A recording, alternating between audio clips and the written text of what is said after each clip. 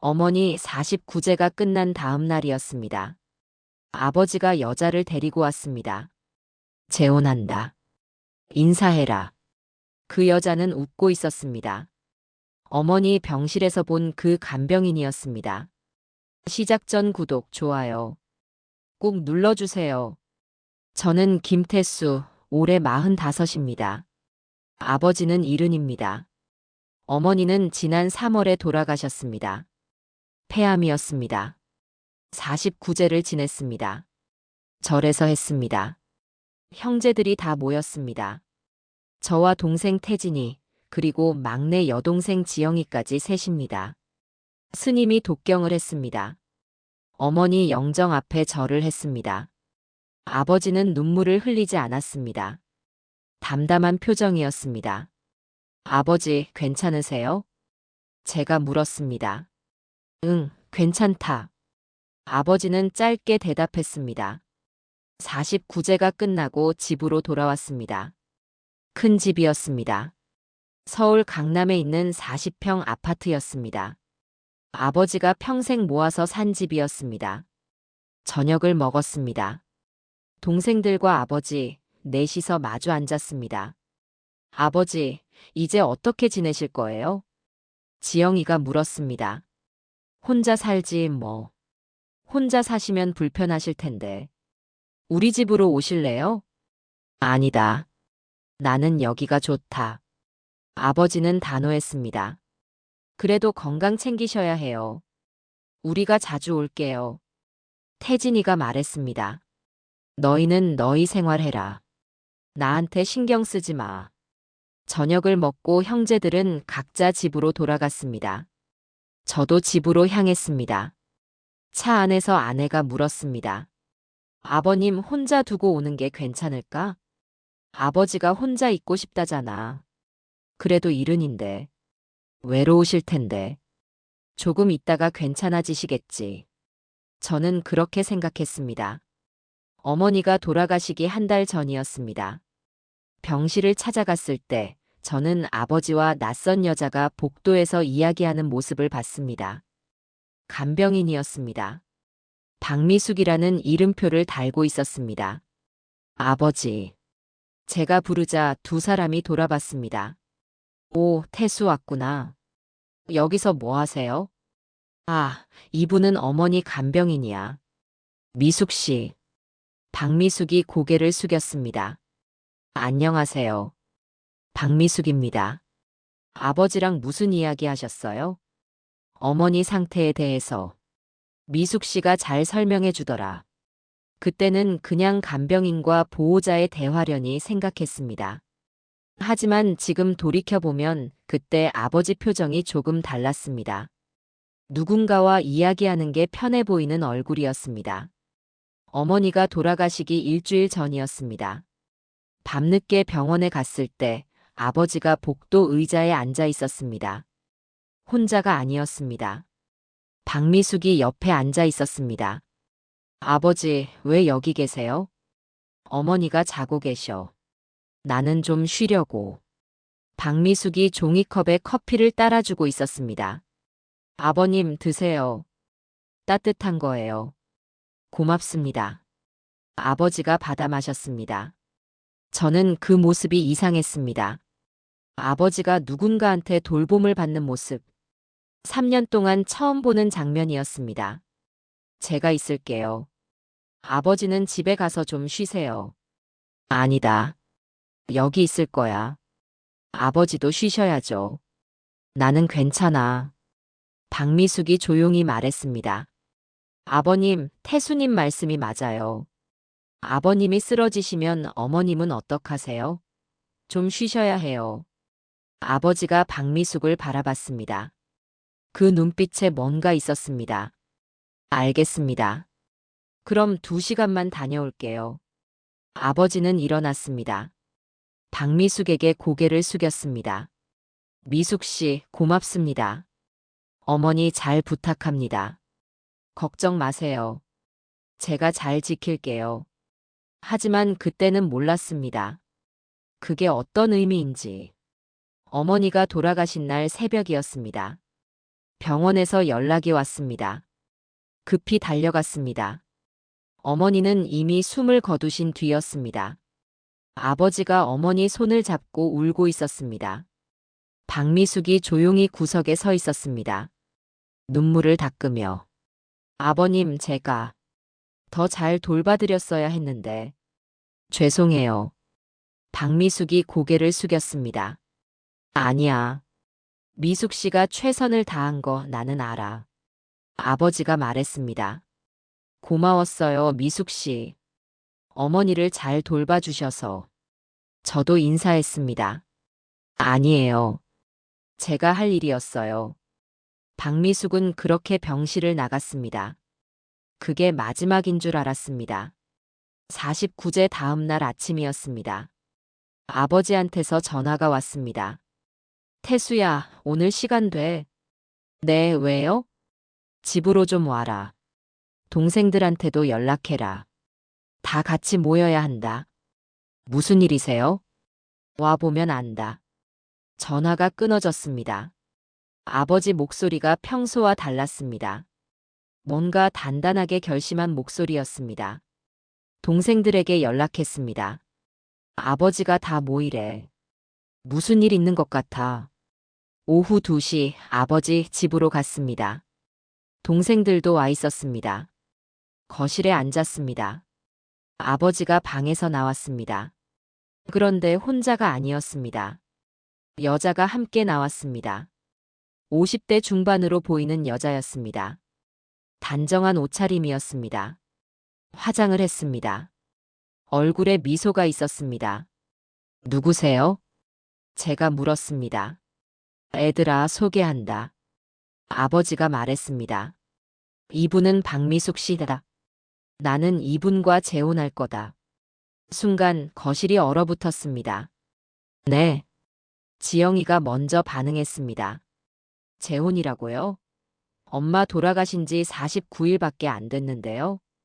그래서 49제 끝나고 말하는 거다. 아버지는 담담했습니다.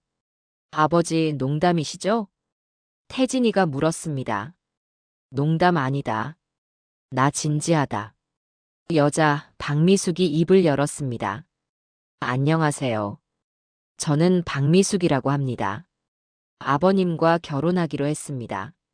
잘 부탁드립니다. 공손한 말투였습니다. 하지만 저희는 아무도 대답하지 않았습니다. 저는 그 여자를 빤히 쳐다봤습니다. 어디서 본 것 같았습니다. 잠깐만요. 당신. 기억이 났습니다. 당신 어머니 병실에서 봤어요. 간병인 아니었어요? 박미숙이 고개를 끄덕였습니다. 네, 맞습니다. 저는 병원에서 간병 일을 했습니다. 어머님을 케어했었죠. 충격이었습니다. 그럼 어머니 살아계실 때부터 아버지랑 아셨던 거예요? 아니, 그건 아니다. 아버지가 끼어들었습니다. 어머니 돌아가시고 나서 만났다. 돌아가시고 나서요? 49일도 안 됐는데요. 지영이 목소리가 떨렸습니다. 49일이면 충분하다. 나는 결정했다. 아버지, 이건 너무 급한 거 아니에요? 제가 말했습니다. 급하지 않다. 나는 3년을 혼자였다. 그건 어머니 간병하신 거잖아요. 그래, 간병했다. 3년 동안. 너희는 뭐 했냐? 일주일에 한 번 오는 게 다였잖아. 아버지 목소리가 날카로워졌습니다. 저희도 일이 있었잖아요. 나도 안다. 나도 이해한다. 하지만 사실은 사실이다. 나는 3년을 혼자 어머니 간병했다. 병원과 집을 오갔다. 밥 먹이고 씻기고 약 챙기고. 밤에 잠도 못 잤다. 어머니가 아파하면 나도 같이 울었다. 아버지 눈이 붉어졌습니다. 그 3년이 얼마나 길었는지 너희는 몰라. 나는 이른이다. 나한테 남은 시간이 얼마나 될까? 10년, 20년. 그 시간을 혼자 살고 싶지 않다. 하지만 아버지. 됐다.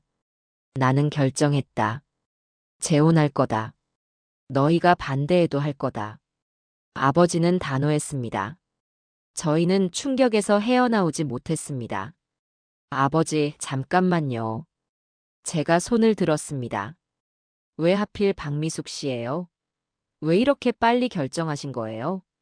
아버지가 한참을 망설이다가 입을 열었습니다. 너희한테 말 안 했지만 나는 정말 힘들었다. 힘드셨다는 거 알아요. 간병이 얼마나 힘든지. 그게 아니야. 아버지가 고개를 저었습니다. 육체적으로 힘든 건 참을 수 있었어. 하지만 정신적으로 나는 무너지고 있었어. 아버지 목소리가 떨렸습니다. 어머니가 아파하는 걸 보면서 나는 매일 죽고 싶었어. 내가 대신 아팠으면 좋겠다고 생각했어. 어머니한테 미안했어. 평생 고생만 시키고. 아버지. 그런데 미숙 씨가 있었어. 병원에서. 아버지가 박미숙을 바라봤습니다. 이 사람은 나를 이해해줬어. 내가 얼마나 힘든지, 내가 얼마나 아픈지 말하지 않아도 알았어. 박미숙이 조용히 말했습니다. 아버님이 복도에서 우실 때가 많았어요. 혼자서, 아무도 안 보는 곳에서. 저는 그 모습을 봤어요. 제가 다가가서 물었어요. 괜찮으시냐고. 아버님은 괜찮다고 하셨지만 눈물이 멈추지 않더라고요. 그래서 제가 옆에 앉았어요. 말없이. 그냥 같이 있었어요. 아버지가 고개를 끄덕였습니다. 그게 위로가 됐어. 누군가 내 곁에 있다는 것. 누군가 내 고통을 본다는 것. 어머니가 돌아가시던 날 밤, 나는 미숙 씨한테 말했어. 고맙다고. 당신 덕분에 버텼다고. 그리고 일주일 후에 나는 전화했어. 밥 먹자고. 이야기하고 싶다고. 아버지가 저희를 똑바로 봤습니다. 나는 외로웠어. 3년을 어머니랑만 있다가 갑자기 혼자가 되니까 미칠 것 같았어. 집이 너무 조용했어. 텔레비전을 켜도 음악을 틀어도 고요했어. 밤에는 잠이 안 왔어. 옆자리가 비어 있으니까.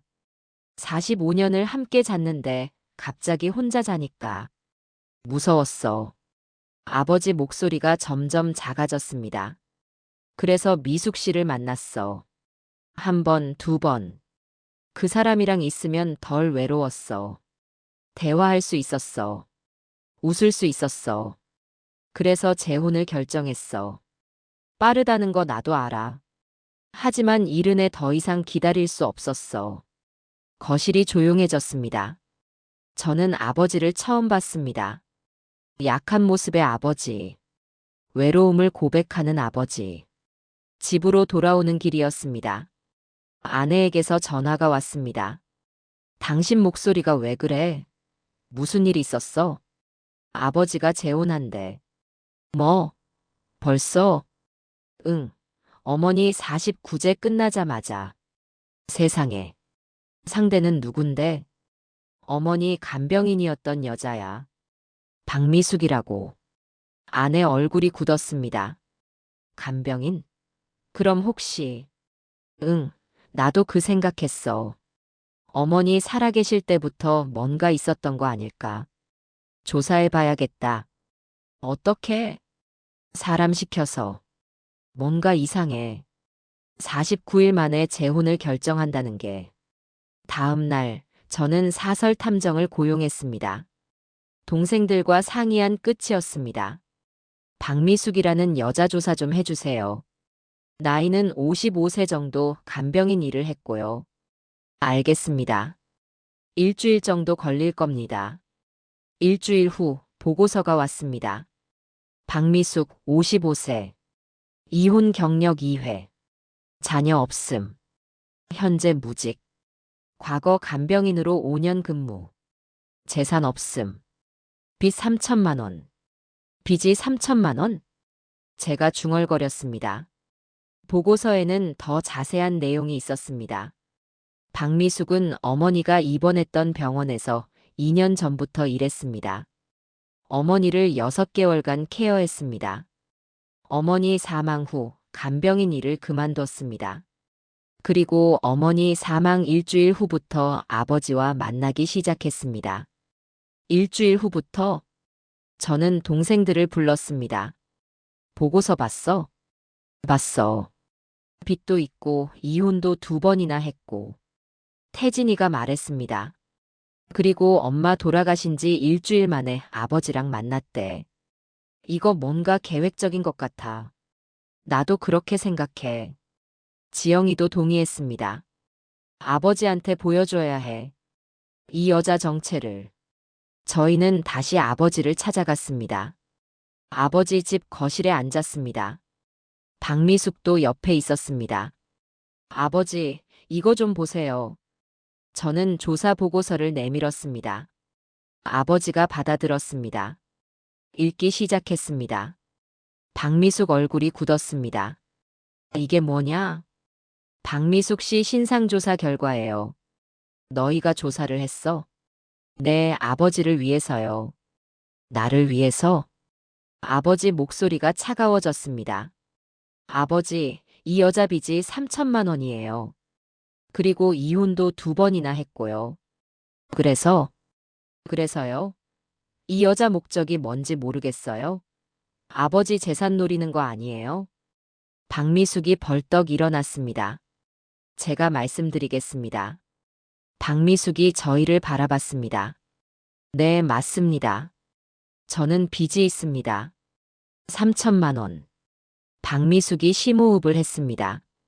솔직히 말씀드리겠습니다. 제가 아버님과 결혼하면 경제적으로 도움이 될 거라고 생각한 것 사실입니다. 역시 그렇군요. 제가 냉소했습니다. 하지만 그게 전부가 아닙니다.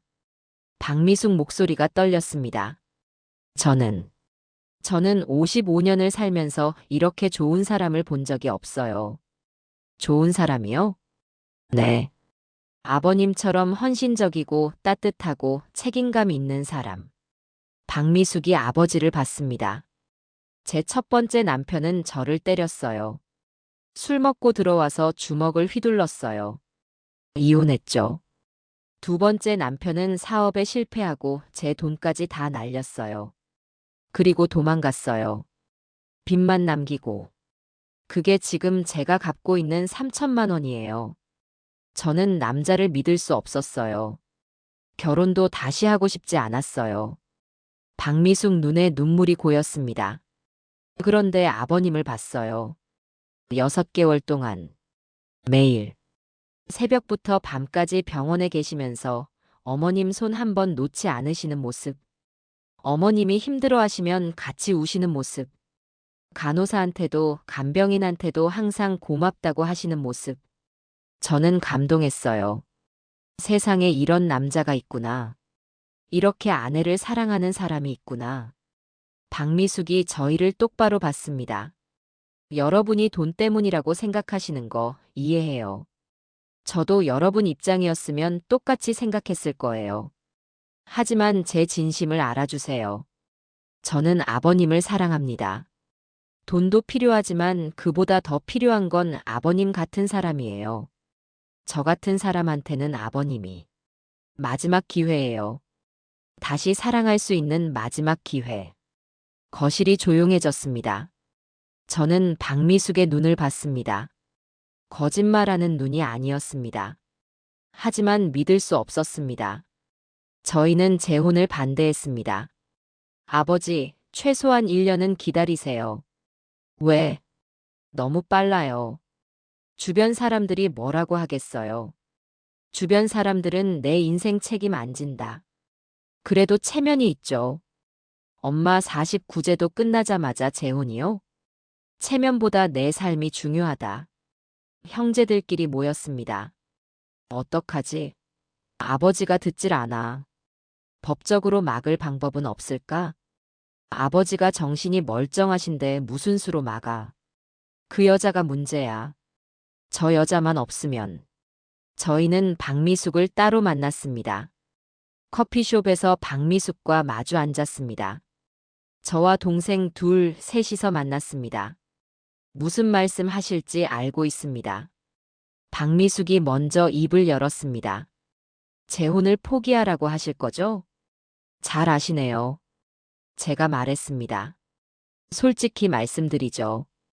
우리는 당신을 믿을 수 없어요. 이유가 뭔가요? 첫째, 엄마 돌아가신 지 49일밖에 안 됐어요. 너무 빨라요. 둘째, 당신은 빚이 있어요. 돈이 필요하죠. 셋째, 아버지는 재산이 있어요. 집이 시가로 10억이에요. 박미숙이 쓴웃음을 지었습니다. 제가 아버님 재산 때문에 결혼한다고 생각하시는군요. 아니면 뭐예요? 사랑이요? 49일 만에 사랑에 빠지셨어요? 여러분은 모르실 겁니다. 박미숙이 천천히 말했습니다. 나이 들어서 혼자 사는 게 얼마나 외로운지. 저는 지금 55세예요. 2번 이혼했어요. 자식도 없어요. 혼자 자취방에서 삽니다. 박미숙 눈에 눈물이 고였습니다. 밤마다 생각해요. 나는 이렇게 평생 혼자 살다가 죽는구나. 아무도 없이. 외롭게. 그건 이해합니다. 하지만 아버님도 마찬가지예요. 이른에 혼자가 되셨어요. 3년을 간병하면서 모든 걸 쏟아부었는데 갑자기 혼자가 되신 거예요. 얼마나 허전하시겠어요. 그래도 시간이 필요하잖아요. 시간이요? 이른에 무슨 시간이 있어요? 1년을 기다리면 71예요. 2년을 기다리면 72이고요. 매일매일이 소중한 나이예요. 박미숙이 저희를 똑바로 봤습니다. 저는 아버님을 행복하게 해드리고 싶어요. 남은 시간 동안 외롭지 않게 해드리고 싶어요. 그게 제 진심입니다. 돈은요? 빚은요? 제 문제는 제가 해결할 겁니다. 아버님한테 손 벌릴 생각 없습니다. 믿을 수 없네요. 지영이가 차갑게 말했습니다. 믿어주실 필요 없습니다. 아버님만 저를 믿어주시면 됩니다. 박미숙은 자리에서 일어났습니다. 죄송하지만 저는 재혼을 포기할 생각이 없습니다. 아버님도 마찬가지고요. 여러분이 반대하셔도 저희는 결혼할 겁니다. 박미숙은 가버렸습니다. 한 달 후 결혼식이 있었습니다. 작은 결혼식이었습니다. 예식장이 아니라 레스토랑에서 했습니다. 하객도 많지 않았습니다. 아버지 친구 몇 명, 박미숙 친구 몇 명, 그리고 저희 형제들. 저희는 참석했습니다. 반대했지만 아버지가 원하는 일이니까요. 아버지는 양복을 입었습니다. 박미숙은 흰색 원피스를 입었습니다. 둘 다 웃고 있었습니다. 주례 없이 간단히 진행됐습니다. 서약서를 작성하고 반지를 교환했습니다. 평생 서로 사랑하고 존중하겠습니까? 사회자가 물었습니다. 예. 아버지와 박미숙이 대답했습니다. 박수가 나왔습니다. 저는 박수를 치지 않았습니다. 동생들도 마찬가지였습니다. 식사를 했습니다. 아버지가 저희 테이블로 왔습니다. 와줘서 고맙다. 축하드려요, 아버지. 제가 건조하게 말했습니다. 태수야, 나는 행복하다. 이해해줬으면 좋겠다. 행복하시면 됐죠. 저는 더 이상 말하지 않았습니다. 결혼식이 끝났습니다. 아버지와 박미숙은 신혼여행을 갔습니다. 제주도로 일주일 간다고 했습니다. 한 달이 지났습니다. 아버지한테서 연락이 왔습니다. 태수야, 이번 주말에 집에 올 수 있니? 밥 먹자. 네, 알겠습니다. 주말에 아버지 집에 갔습니다. 동생들도 왔습니다. 문을 열고 들어가니 집이 달라져 있었습니다. 인테리어가 바뀌었습니다. 벽지가 새 것으로 바뀌었고 가구도 몇 개 바뀌었습니다. 거실에 새 소파가 있었습니다. 어머, 오셨어요? 박미숙이 반갑게 맞았습니다. 집이 왜 이래요? 지영이가 물었습니다. 아, 좀 고쳤어요. 너무 오래됐더라고요. 누가 허락했어요? 아버님이 좋다고 하셨어요. 아버지가 나왔습니다. 애들아, 왔니? 앉아라. 아버지, 집을 왜 이렇게 고쳤어요? 미숙이가 고치자고 해서. 나도 좋더라. 기분 전환도 되고. 비용은요? 내가 냈지. 얼마나 들었어요? 2천만 원 정도. 2천만 원요? 제 목소리가 커졌습니다. 필요 없는 공사 아니에요? 필요해. 집이 오래됐어. 어머니 살아계실 때부터 고치고 싶었는데 어머니가 싫어하셨어. 밥을 먹었습니다. 박미숙이 차린 음식이었습니다. 맛있었습니다. 아버지, 요즘 어떻게 지내세요? 태진이가 물었습니다. 좋지. 미숙이가 잘 챙겨줘서. 건강은요? 괜찮아. 병원도 정기적으로 다니고. 박미숙이 끼어들었습니다. 아버님 혈압이 좀 높으셔서 약 드시고 계세요. 제가 매일 체크하고 있어요. 그렇구나. 잘 챙겨주세요. 식사를 마치고 집으로 돌아왔습니다. 차 안에서 아내가 말했습니다. 인테리어 2천만 원은 좀 과한 것 같지 않아? 나도 그렇게 생각해. 그 여자가 슬슬 본색을 드러내는 거 아니야? 지켜봐야겠어. 석 달이 지났습니다. 아버지한테서 연락이 왔습니다. 태수야, 나 좀 만나자. 무슨 일이세요? 만나서 이야기하자. 카페에서 만났습니다. 아버지 혼자 왔습니다. 무슨 일이세요? 태수야, 아버지가 부탁이 있다. 말씀하세요. 돈 좀 빌려줄 수 있니? 돈요? 얼마나요? 5천만 원. 저는 깜짝 놀랐습니다. 5천만 원이요? 왜요? 미숙이가 빚을 갚아야 한다. 박미숙 씨 빚이요? 응, 3천만 원 빚이 있다는 거 너희도 알잖아. 이자가 계속 붙어서 지금은 5천만 원이 됐대. 그걸 왜 아버지가 갚아요? 우리가 부부잖아. 부부면 빚도 같이 지는 거 아니냐? 아버지, 그건 결혼 전 빚이에요. 아버지가 책임질 필요 없어요. 그래도 미숙이가 힘들어한다. 매달 이자 내느라 고생하는 걸 보니까 내가 도와주고 싶어. 아버지 돈으로 갚으면 되잖아요. 왜 저한테 빌려달라고 하세요? 아버지가 머뭇거렸습니다. 그게 지금 당장 쓸 돈이 없어서. 없다고요? 아버지 예금이 2억 있잖아요. 그 돈은 좀 묶여 있어. 뭐예요? 미숙이가 투자를 좀 했어. 투자요?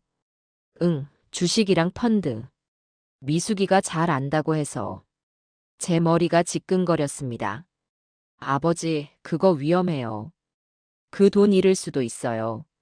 아니야. 미숙이가 전문가한테 배웠대. 안전한 거래.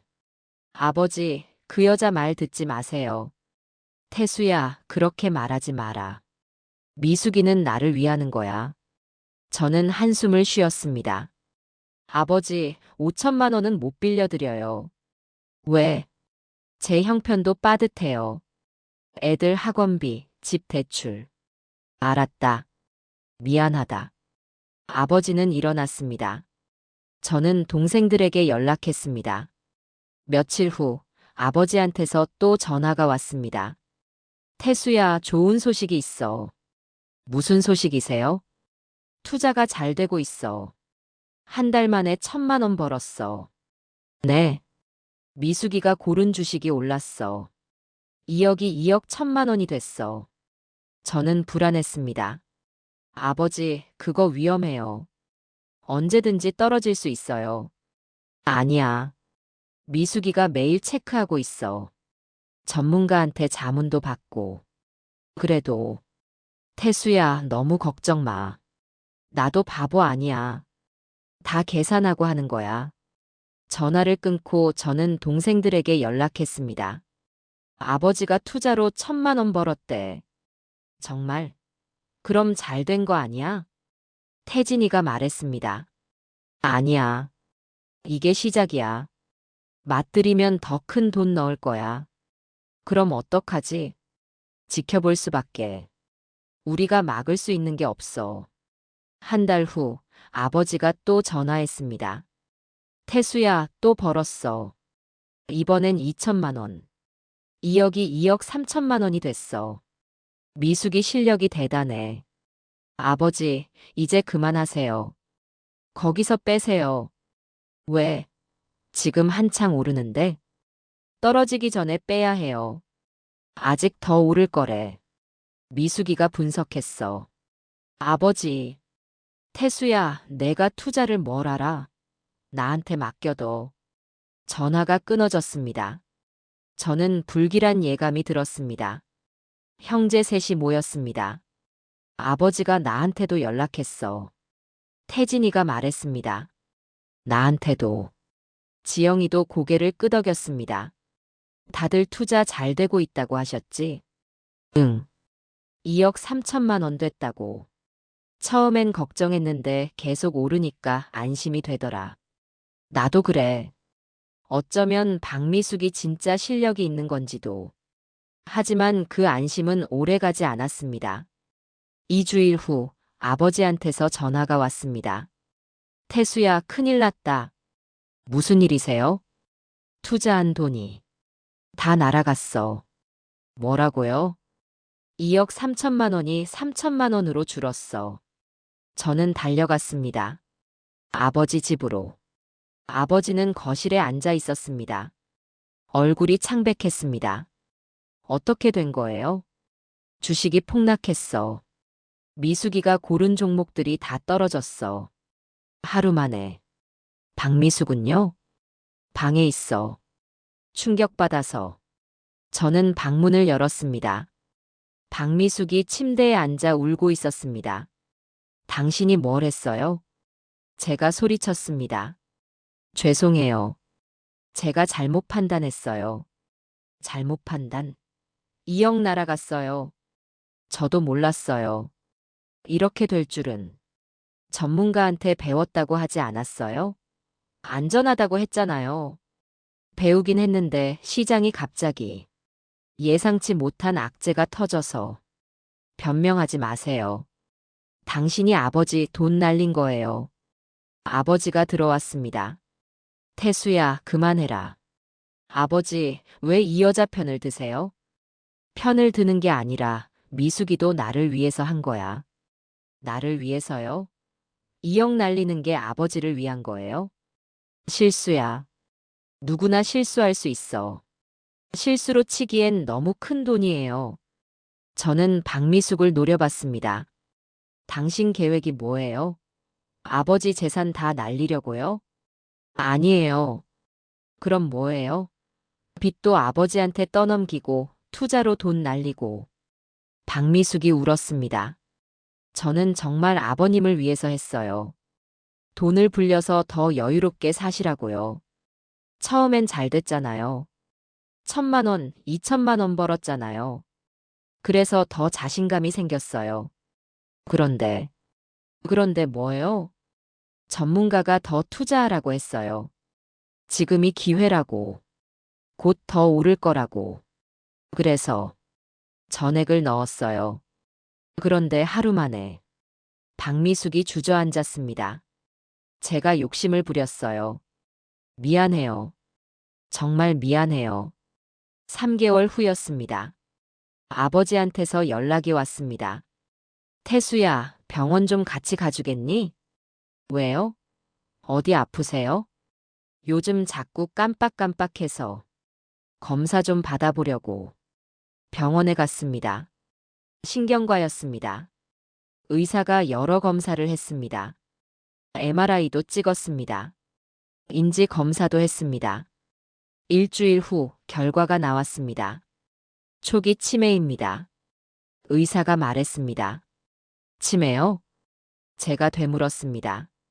네, 알츠하이머형 치매 초기 단계입니다.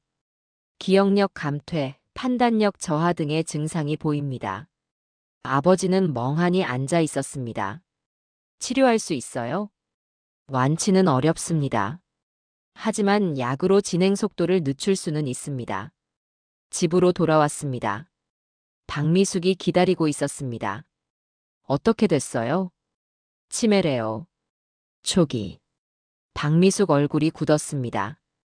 그럼 앞으로 어떻게 되는 거예요? 점점 나빠질 거예요. 기억도 잃고 판단도 못하게 되고. 그럼 저는 박미숙이 말을 멈췄습니다. 당신은 뭐예요? 제가 물었습니다. 아니에요.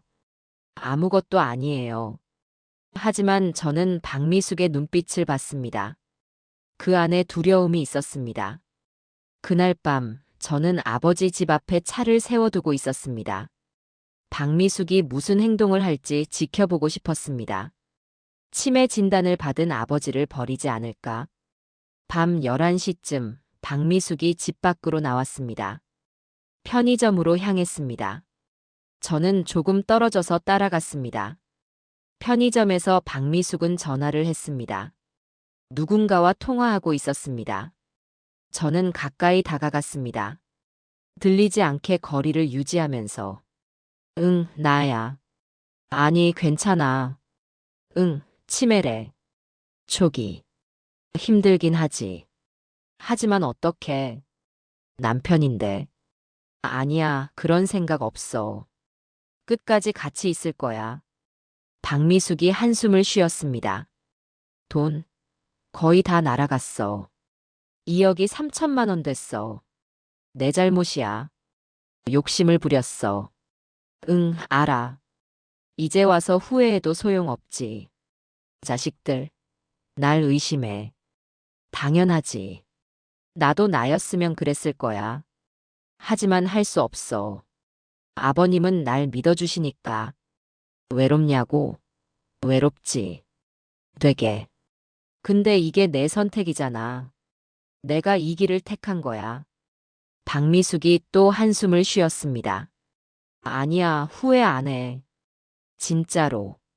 이 사람은, 이 사람은 내가 만난 사람 중에 가장 좋은 사람이야.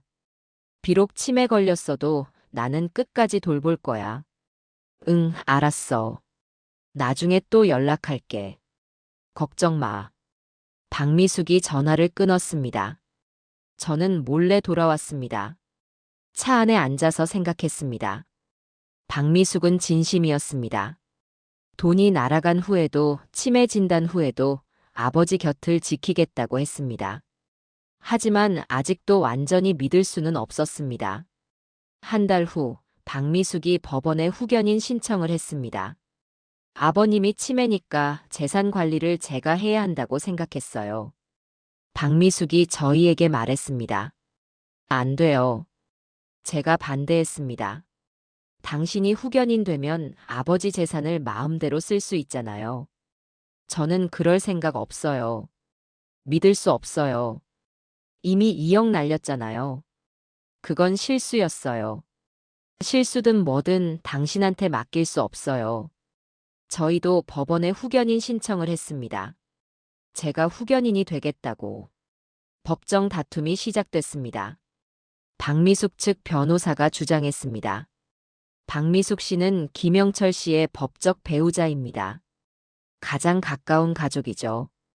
따라서 후견인이 되는 게 합당합니다.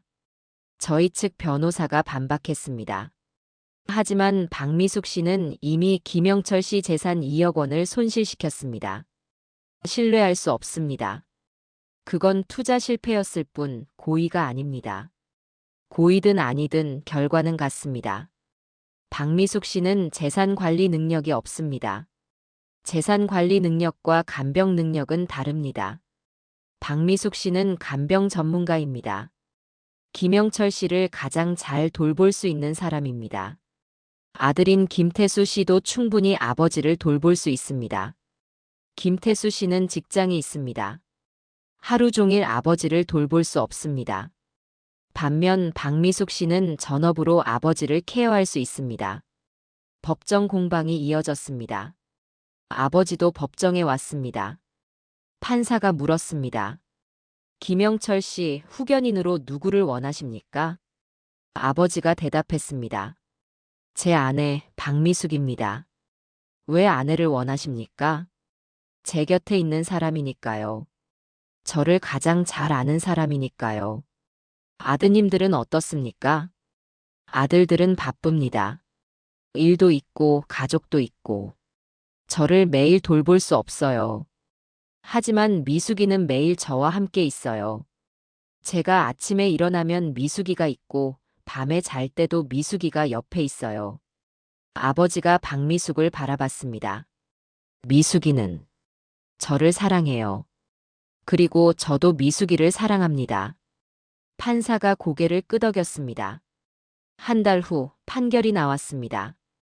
박미숙을 김영철의 후견인으로 지정한다. 단, 고액 재산 처분 시에는 법원의 허가를 받아야 한다. 저희는 일부만 이겼습니다. 후견인은 박미숙이 됐지만 재산 처분에는 제약이 생긴 것입니다. 박미숙이 후견인이 된 지 석 달 후였습니다. 박미숙이 저희를 불렀습니다. 의논할 게 있어요. 뭔데요? 집을 팔고 싶어요. 뭐라고요? 제가 소리쳤습니다. 왜 집을 팔아요? 너무 커요. 아버님이랑 저 둘이 사기엔 청소하기도 힘들고 관리비도 많이 나가요. 그래도 그건 아버지 집이에요. 평생 모아서 산 집이고요. 알아요. 하지만 아버님께 여쭤봤어요. 더 작은 집으로 옮기는 게 어떠냐고. 아버님이 좋다고 하셨어요. 아버지가 치매세요. 판단력이 떨어진 상태고요. 초기 치매예요. 아직 의사 표현은 하세요. 안 돼요. 절대 안 돼요.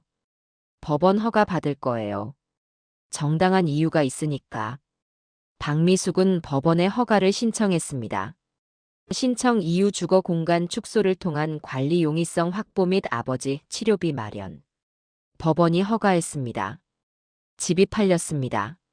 10억에. 박미숙은 그 돈으로 작은 아파트를 샀습니다. 5억짜리. 경기도 외곽에 있는 20평 아파트였습니다. 왜 이렇게 작은 집을 사요? 그리고 왜 외곽으로 가요? 조용한 게 아버님한테 좋아요. 그리고 집이 작아야 제가 관리하기 쉬워요. 나머지 5억은요? 아버님 통장에 넣었어요. 치료비랑 생활비로 쓸 거예요.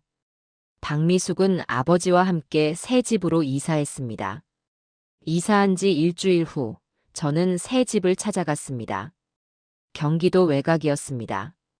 조용한 주택가였습니다. 공기가 좋았습니다. 20평짜리 작은 아파트였습니다. 현관을 열고 들어가니 깨끗했습니다. 거실이 작았습니다. 소파 하나, 작은 테이블 하나. 텔레비전도 작은 것으로 바뀌었습니다. 어서 오세요. 박미숙이 반갑게 맞았습니다. 아버지는요? 방에 계세요. 낮잠 주무시고 계세요. 박미숙이 차를 내왔습니다. 여기는 어때요? 불편하지 않으세요? 제가 물었습니다. 괜찮아요. 오히려 좋아요. 관리하기 쉽고 조용하고. 아버지는요? 처음엔 낯설어 하셨어요. 여기가 어디냐고, 우리 집은 어디 갔냐고. 하지만 며칠 지나니까 적응하시더라고요. 박미숙이 창밖을 가리켰습니다. 저기 공원 보이시죠? 매일 아버님 모시고 산책해요. 아침, 저녁으로. 아버님이 좋아하세요. 건강은 어떠세요? 약 드시고 계세요. 매일 병원도 다녀요. 차로 10분 거리에 좋은 병원이 있어요. 혼자 다 하시기 힘드시죠? 힘들긴 하죠. 하지만 할만해요.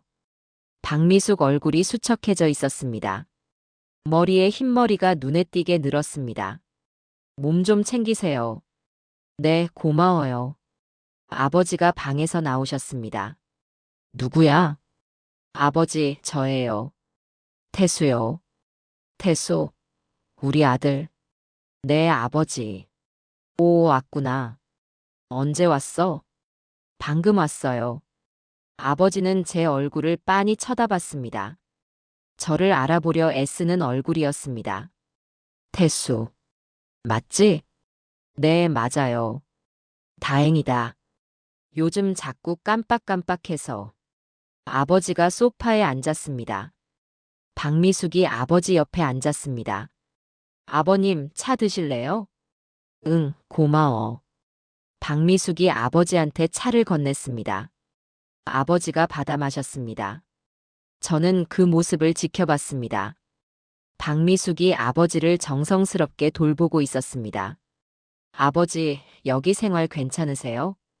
응, 괜찮아. 미숙이가 잘 챙겨줘서. 불편한 건 없으세요? 없어. 다 좋아. 아버지가 웃었습니다. 편안한 미소였습니다. 아버지 상태가 나빠졌습니다. 치매가 진행됐습니다. 기억력이 더 떨어졌습니다. 태수야, 너 누구니? 어느 날 아버지가 물었습니다. 아버지, 저예요. 태수요. 태수, 우리 아들. 네, 아버지 큰아들이요. 아, 그래. 미안하다. 깜빡했네. 며칠 후 아버지는 저를 몰라봤습니다. 누구세요? 아버지, 저 태수예요. 태수, 누구? 심장이 무너졌습니다. 박미숙이 말했습니다. 요즘 많이 나빠지셨어요. 저도 가끔 못 알아보세요. 병원에 모시고 가야 하는 거 아니에요? 가고 있어요. 일주일에 2번씩. 약은요? 드시고 계세요. 하지만 효과가 점점 떨어지는 것 같아요. 3개월이 더 지났습니다. 아버지는 저희를 완전히 잊었습니다.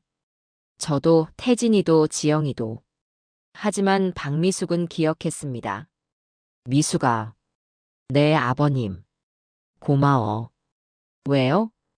너 혼자 날 돌봐줘서. 박미숙이 눈물을 닦았습니다. 당연한 거예요. 제 남편이신데요. 6개월 후 아버지가 쓰러졌습니다. 뇌졸중이었습니다. 박미숙이 발견했습니다. 아침에 아버지를 깨우러 갔다가 아버지가 침대에서 움직이지 않는 걸 봤습니다. 아버님, 아버님. 119에 전화했습니다. 병원에 입원했습니다. 중환자실에 누웠습니다. 의사가 말했습니다. 상태가 좋지 않습니다. 뇌에 큰 출혈이 있었습니다. 의식을 회복할지 모르겠습니다. 치료하면 괜찮아지나요? 제가 물었습니다. 최선을 다하겠습니다만 보장할 수 없습니다. 나이도 있으시고 치매도 있으셔서. 아버지는 한 달간 중환자실에 있었습니다. 병원비가 나왔습니다. 3천만 원. 박미숙이 냈습니다. 아버지 통장에서. 저희도 분담하겠다고 했지만 박미숙이 거절했습니다. 아니에요. 제가 낼게요. 아버님 돈으로. 의식이 돌아왔습니다. 하지만 반신마비가 왔습니다. 말도 잘 못했습니다. 아, 뭐, 지. 제가 불렀습니다. 응. 아버지는 신음만 냈습니다. 일반 병실로 옮겼습니다. 재활 치료를 시작했습니다. 박미숙이 매일 병원에 왔습니다. 아버지를 돌봤습니다. 밥을 먹였습니다. 씻겼습니다. 옷을 갈아입혔습니다. 기저귀를 갈았습니다. 저는 일주일에 1번 왔습니다. 동생들도 마찬가지였습니다. 3개월이 지났습니다. 아버지가 조금 나아졌습니다. 말을 조금 할 수 있게 됐습니다. 쑥. 네, 아버님. 여기 있어요. 박미숙이 아버지 손을 잡았습니다. 어, 괜찮아요. 제가 할 일이에요. 저는 그 모습을 지켜봤습니다. 복잡한 마음이었습니다. 어느 날, 저는 병원 복도에서 박미숙과 단둘이 이야기했습니다. 박미숙 씨, 왜 이렇게까지 하세요? 제가 물었습니다. 무슨 말씀이세요? 매일 병원 오시고 아버지 돌보시고 돈도 다 날리셨잖아요. 집도 팔고 이제 남은 거 별로 없잖아요. 박미숙이 피곤한 미소를 지었습니다. 남은 거요? 많이 남았죠. 뭐가요? 아버님이 남아 계세요. 박미숙이 창밖을 바라봤습니다. 저는 인생에서 많은 걸 잃었어요. 2번의 결혼 다 실패했고 빚도 졌고 나이도 먹었고. 하지만 아버님을 만났어요. 제 인생에서 처음으로 저를 소중하게 대해주는 사람을요. 아버님은 제게 고맙다고 말씀하세요. 매일. 제가 뭘 해드려도 고맙다고. 박미숙 눈에 눈물이 고였습니다. 제 전 남편들은 한 번도 고맙다고 안 했어요. 당연하게 여겼죠. 제가 밥하고 빨래하고 청소하는 거. 하지만 아버님은 달라요. 제가 차 한 잔 드려도 고맙다고 하세요. 제가 손 잡아드려도 고맙다고 하세요. 그게 저한테는 처음이에요. 누군가한테 감사받는 게. 저는 박미숙의 말을 들으며 무언가 깨달았습니다. 혹시 처음부터 진심이었던 건 아니었나요? 박미숙이 고개를 끄덕였습니다. 처음엔 솔직히 반반이었어요. 아버님이 좋기도 했지만 경제적인 이유도 있었죠. 빚도 갚아야 했고 나이도 먹었고 혼자 살기 외로웠고. 하지만 결혼하고 나서 알았어요. 아버님이 제게 얼마나 소중한 분인지. 돈이 날아갔을 때 처음엔 후회했어요. 제가 왜 이런 실수를 했을까? 하지만 아버님이 말씀하셨어요. 괜찮아. 돈은 다시 벌면 되지라고. 치매 진단 받았을 때도요. 아버님이 제 손을 잡고 말씀하셨어요. 미수가 미안해. 내가 짐이 되는구나 라고. 저는 울었어요. 아버님이 왜 미안해 하세요? 아프신 건 아버님 잘못이 아닌데. 박미숙이 저를 똑바로 봤습니다. 태수 씨, 저는 이제 돈 때문에 아버님과 함께 있는 게 아니에요. 아버님을 사랑해서 있어요. 믿어주세요. 제발. 저는 고개를 끄덕였습니다. 믿어요. 이제 믿어요. 병실 복도에서 동생들을 만났습니다. 형, 우리 박미숙 씨한테 사과해야 하는 거 아니야? 태진이가 말했습니다. 나도 그렇게 생각해. 지영이도 고개를 끄덕였습니다. 처음엔 정말 돈 때문인 줄 알았어. 하지만 1년 넘게 보니까 아니더라. 박미숙 씨가 진짜 아버지를 사랑하는 것 같아. 우리가 할 수 없는 걸 박미숙 씨가 하고 있어. 저희는 박미숙을 찾았습니다. 병실에서 아버지를 돌보고 있었습니다. 박미숙 씨. 네. 저희가 할 말이 있어요. 박미숙이 복도로 나왔습니다. 미안합니다. 제가 먼저 말했습니다. 저희가 당신을 오해했어요. 돈 때문에 아버지랑 결혼했다고 생각했어요. 하지만 지난 2년을 보니까 아니더라고요. 당신은 정말 아버지를 돌보고 계세요. 태진이도 말했습니다. 우리가 못한 일을 당신이 하고 계세요. 감사합니다. 지영이도 고개를 숙였습니다.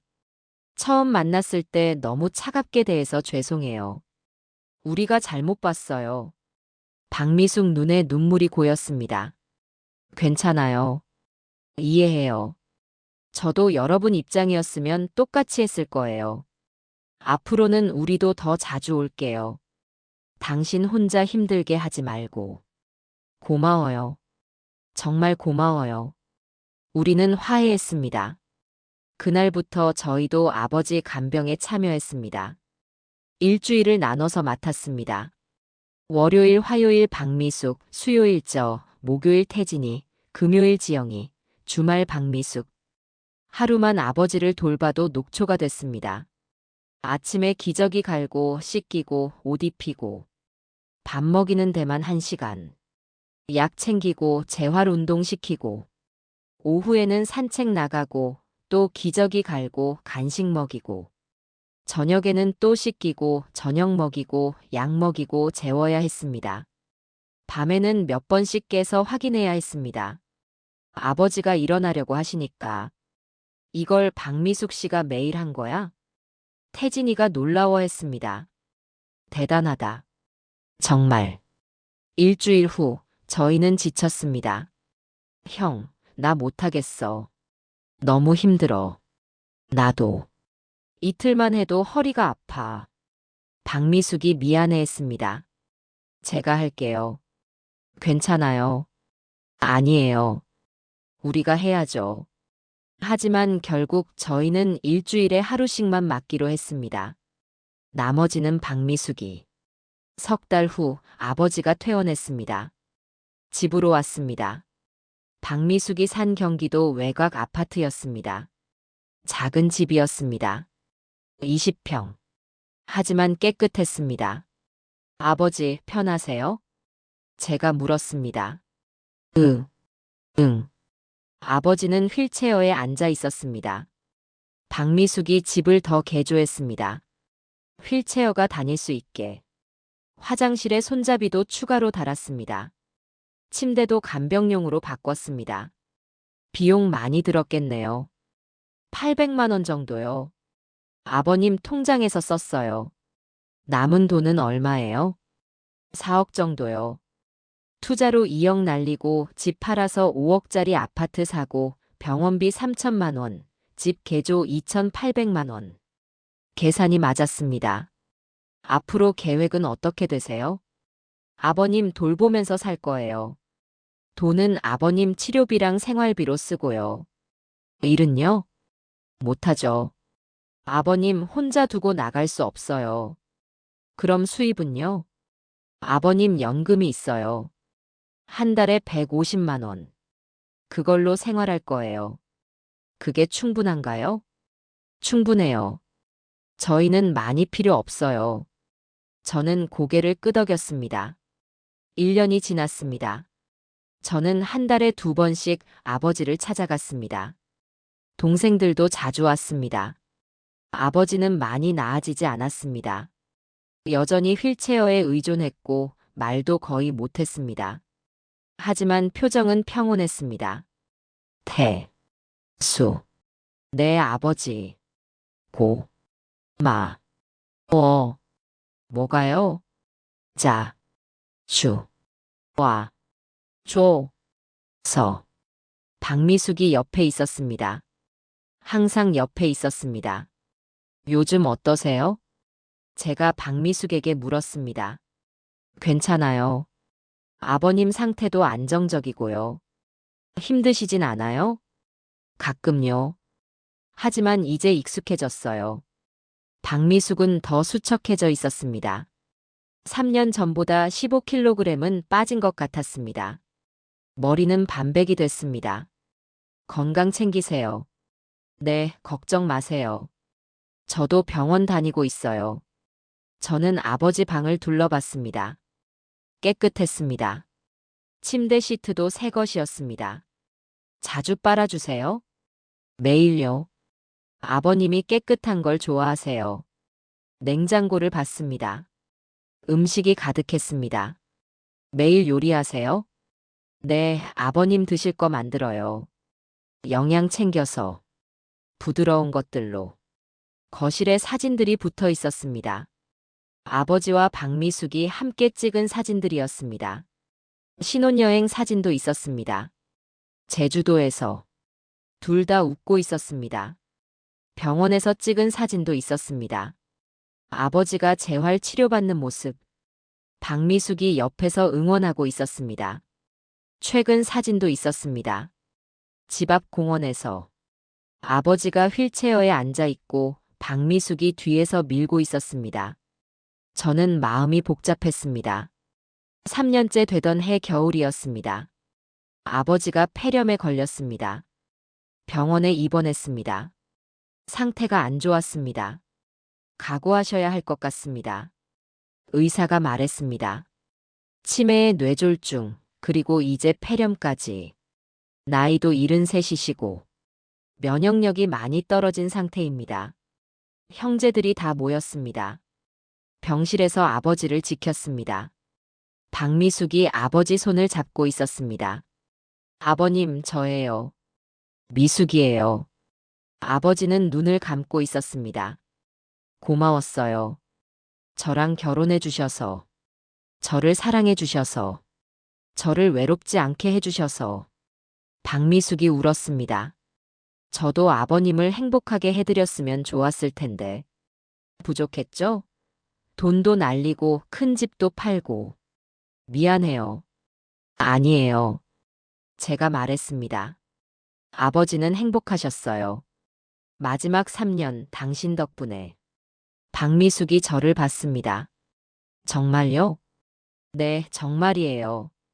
아버지는 외롭지 않으셨어요. 당신이 곁에 있었으니까. 아버지는 사랑받으셨어요. 마지막까지. 태진이도 말했습니다. 박미숙 씨, 고마워요. 우리가 못한 걸 당신이 해주셨어요. 지영이도 눈물을 닦으며 말했습니다. 아버지 삶의 마지막을 당신이 빛내주셨어요. 그날 밤 아버지가 돌아가셨습니다. 조용히 편안하게. 박미숙이 마지막까지 손을 잡고 있었습니다.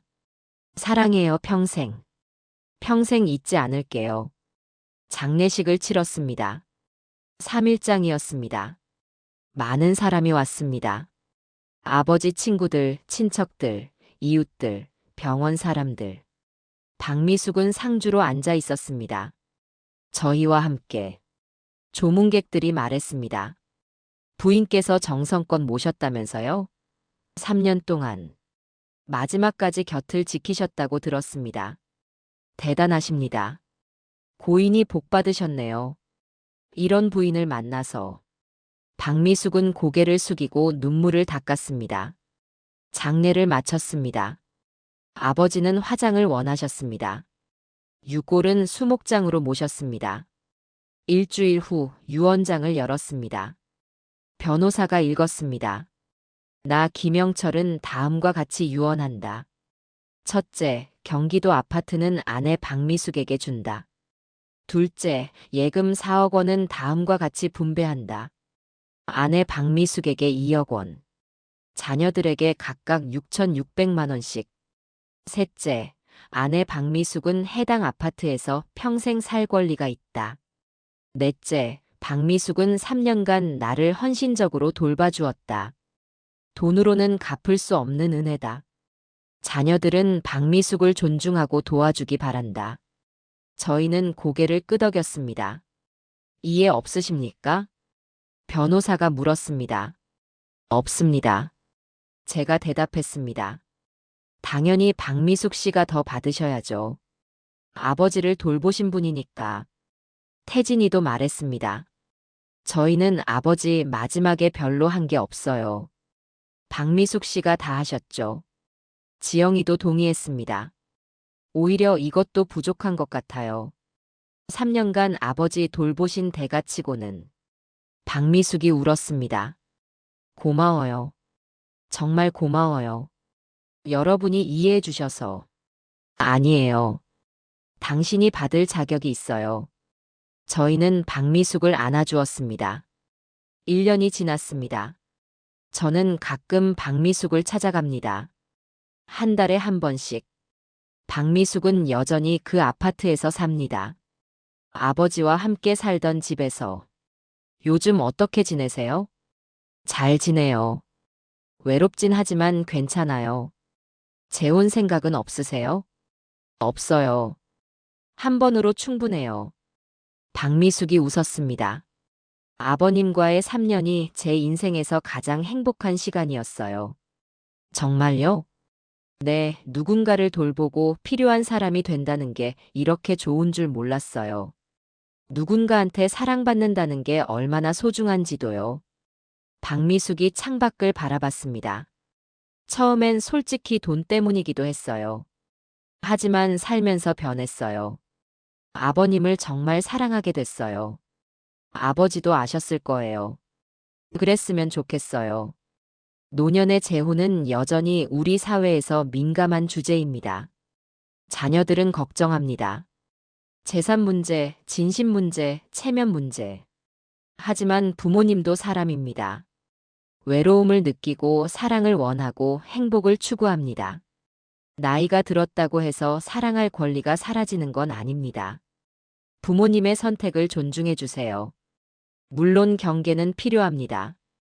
현실적인 문제도 살펴야 합니다. 하지만 의심만 하지는 마세요. 시간을 두고 지켜보세요. 진심은 시간이 증명합니다. 그리고 기억하세요. 언젠가 당신도 나이가 듭니다. 그때 당신도 외로울 수 있습니다. 그때 당신도 누군가를 원할 수 있습니다. 그러니 지금 부모님의 마음을 이해해 주세요. 부모님도 남은 인생을 행복하게 살 권리가 있습니다. 그것을 인정하고 지지해 주는 것. 그것이 진정한 효도일지도 모릅니다. 감사합니다.